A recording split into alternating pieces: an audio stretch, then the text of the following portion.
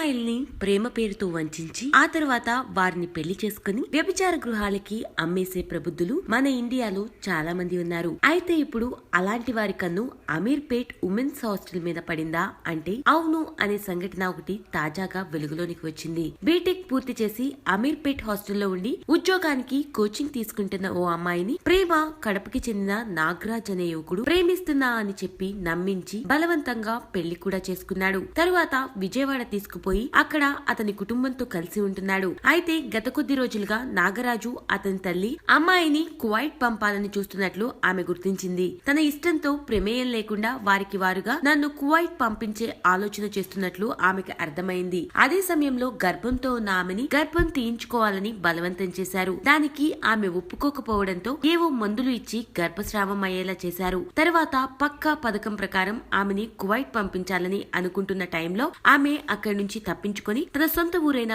గుంటూరు చేరుకుని వారి మీద గుంటూరు రూరల్ పోలీస్ స్టేషన్ లో ఫిర్యాదు చేసింది. కేసు నమోదు చేసుకున్న పోలీసులు విచారణ మొదలుపెట్టారు. వారి వెనుక ఏమైనా అమ్మాయిల్ని సరఫరా చేసే గ్యాంగ్లు ఏమైనా ఉన్నాయా అనే కోణంలో విచారణ మొదలు పెట్టారు. సుమారు ఈ స్థాయిలో కాకుండా అమీర్పేట్ హాస్టల్లో ఉండే అమ్మాయిలకి సుమారు ఇలాంటి పరిస్థితులు ఎదురవుతున్నాయి. ప్రేమ పేరుతో నమ్మించి మోసం చేయడం, వాడుకుని వదిలేయటం వంటి ఘటనలు ఈ మధ్య బాగా వెలుగు చూస్తున్నాయి. అందుకే మీ అమ్మాయిని ఓసారి అమీర్పేట్ కి పంపించాలనుకుంటే ఆలోచించుకోండి.